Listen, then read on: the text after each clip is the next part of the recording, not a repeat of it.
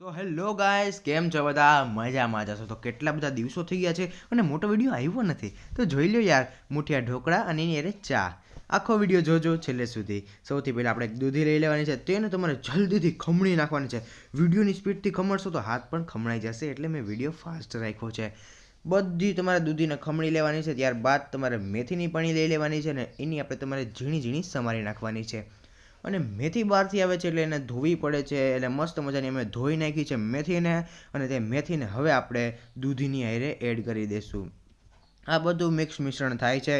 તો બાજુમાં પડેલા બપોરના ઠંડા ભાત પણ હતા, તો મને એમ થયું કે લાઈને ભાઈ ફેંકવા નથી, આની અંદર એડ કરી દઈએ તો થોડાક ભાવશે.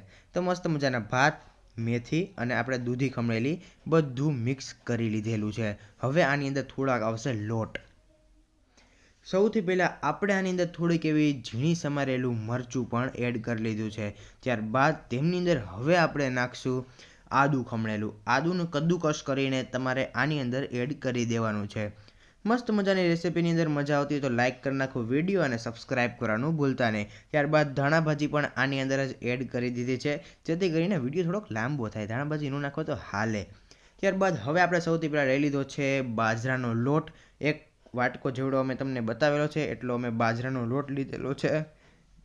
ત્યારબાદ હવે આપણે તમારે લઈ લેવાનો છે થોડોક એવો ઘઉંનો લોટ, અને 1 થી 2 વાટકા જેટલો તમારે લઈ લેવાનો છે ચણાનો લોટ. ત્યારબાદ બધા લોટ હવે મિક્સ થઈ ગયા છે, તો તેની અંદર આપણે થોડુંક એવું નાખશું સ્વાદ અનુસાર મીઠું. ટાઈમ આવી ગયો છે તો હવે બધાય મસાલા એડ કરી દે યાર. આની અંદર હવે આપણે એડ કરવાનું છે થોડુંક એવું હળદર.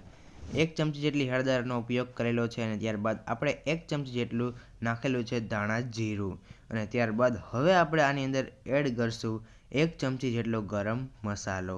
ચટણીનું પ્રમાણ અમે રાખતા જ નથી, અમે મોરું ખાવાવાળા છીએ. જો તમારે ચટણી નાખવી તો તમે નાખી શકો છો. ત્યારબાદ થોડાક એવા ગળ્યા કરવા માટે અમે ખાંડનો ઉપયોગ કર્યો છે.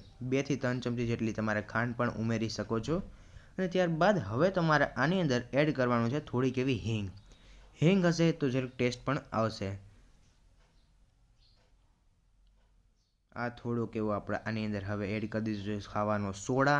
ખાવાના સોડાની માથે તમે થોડુંક એવું લીંબુ નાખશો એટલે સોડા આખો ફૂટી જશે. અને સોડા ફૂટી જશે એટલે તમારા જે ઢોકળા બનશે એ ઢોકળા છે ને થોડાક એવા સ્મૂથ બનશે. આની અંદર મને થોડીક એવી હળદર ઓછી લાગતી હતી, એટલે હળદર પણ આની અંદર વધારે ઉમેરેલી છે. ત્યારબાદ 3 થી 4 પાવડા જેટલું તેલ એડ કરી દેવાનું છે. અને બધો લોટ તમારે ફૂલ સ્પીડની અંદર બાંધી લેવાનો છે. આ બધો લોટ બંધાય છે ત્યાં સુધી તમારે એક કામ કરવાનું છે, એ છે લાઇક, શેર ને સબસ્ક્રાઇબ યાર. જેને પણ મુઠિયા ઢોકળા બનાવતા ન આવડતા હોય એને આ વિડીયોની લિંક શેર કરી દો યાર, જેથી કરીને એને પણ ખાવાનું મન થઈ જાય અને એ ઘરે બનાવે. અને અમે આ જે વિડીયો લઈને આવીએ છીએ એ તમારા માટે તો છે કે ભાઈ તમને ન આવડતું હોય તો તમે આ રેસીપી જોઈને અને ફોલો કરીને ઘરે બનાવો, ટ્રાય કરો. અને ટ્રાય કરીને પણ અમને કોમેન્ટ કરો કે તમારાથી થઈ કે ન થઈ, અને ન થઈ તો ક્યાં પ્રોબ્લેમ પડે છે, તો એનું સોલ્યુશન પણ અમે હરેક વિડીયોની અંદર લઈને આવશું. તો મસ્ત મજાનો આપણો લોટ હવે બંધાઈ ગયો છે. તમે જોઈ શકો છો કેટલો કૂણો અને મસ્ત મજાનો મેથીદાર એ લોટ થઈ ગયો છે. તો એની અંદર મને લાગતું હતું કે લોટ કમ છે, તો એની અંદર તમારે જો કમ જ્યાદા લાગતું હોય તો એની અંદર ઘઉંનો લોટ ઉમેરી શકો છો, અને અથવા તો બાજરાનો લોટ પણ ઉમેરી શકો છો. ત્યારબાદ ફરી એકવાર આપણે છે ને થોડોક એવો જાડો એવો લોટ રાખવાનો છે, કારણ કે શું હોય છે કે આના તમારે મુઠિયા વાળવાના હોય છે. એટલે તમારે જો કઠણ લોટ હશે ને તો આના મુઠિયા વળશે. જો હાવ પોચો લોટ હશે તો એનું બધું મેથી ને લોટ ને બધું છૂટું પડી જશે. એના કરતાં તમારે લોટને થોડોક જાડો એવું રાખવો. ત્યારબાદ હવે આપણે બધા મુઠિયા વાળી લેવાના છે. તમે જોઈ શકો છો કેમેરાની અંદર એ જ રીતના તમારે મુઠિયા વળાઈ જાય એટલે ઢોકળિયું તમારે મૂકી દેવાનું છે. અને ઢોકળિયાની અંદર તમારે 4 થી 5 જેટલા ગ્લાસ તેની અંદર પાણી એડ કરી દેવાનું છે. એટલે જેથી કરીને પાણી ગરમ થઈ જાય ત્યાં સુધીમાં બધા તમારે જે મુઠિયા હોય છે તે હાથના મદદથી વળાઈ જાય. અને હવે આ બધા મુઠિયાને અમારે સેટ કરવાના છે ઢોકળિયાની ઉપર. આ ઢોકળાને તમારે હરેક ઢોકળિયાની ઉપર એવી રીતના સેટ કરવાના છે કે હરેક ઢોકળાને તેની વરાળને લીધે એ બફાઈ જવા જોઈએ. સૌથી પહેલાં કામ તો તમારે એ કરવાનું છે કે બધા ઢોકળા છે ને પ્લેટ ઉપર સમાઈને તે વધારે સારું. ત્યારબાદ હવે આપણે ઢોકળિયાને પેક કરી દેવાનું છે અને તેના વરાળને થોડીક થવા દેવાની છે. તો અમે જે ફૂલ ગેસ હતો એની અંદરથી અમે કરી નાખ્યો છે હવે મીડિયમ ફ્લેમ. મીડિયમ ફ્લેમ હશે તો સરખી રીતે બધા ઢોકળા બફાતા રહેશે. મસ્ત મજાની વરાળ નીકળે છે, તમે જોઈ શકો છો.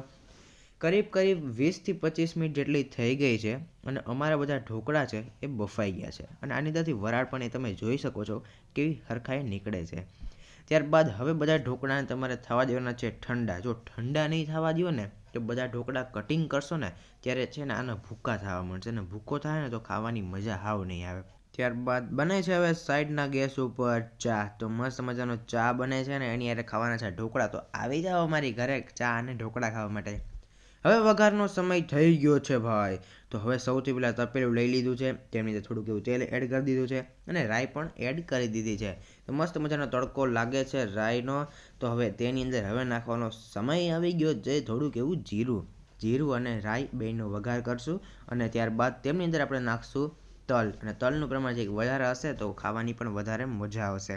તલ, રાઈ ને જીરું બધું તતડે છે તો તેની અંદર છેલ્લે એવું લાગે કે હવે ચાલો રાઈ તતડી ગઈ છે, ત્યારબાદ જ તમારે તેની અંદર લીમડો એડ કરવો અને ત્યારબાદ થોડીક એવી હિંગ એડ કરી દેવી.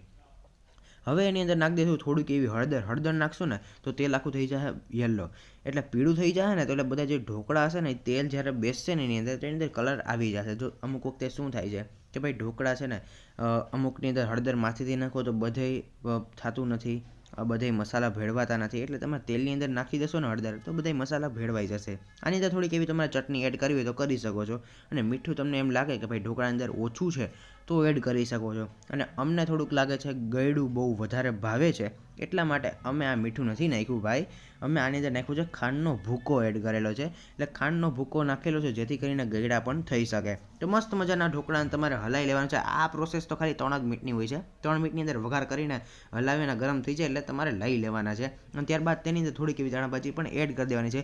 અને એના પછીનું શું કામ છે ખબર છે તમારે? લાઇક, શેર અને સબસ્ક્રાઈબ કરવાનું છે. અને જો ઢોકળા બની ગયા હોય તો ઢોકળા ખાઈ લ્યો અને એની ચા પણ પી લ્યો. Thank you for watching. Bye bye. તમને વિડીયો કેવો લાગ્યો છે કોમેન્ટ કરવાનું ભૂલતા નહીં.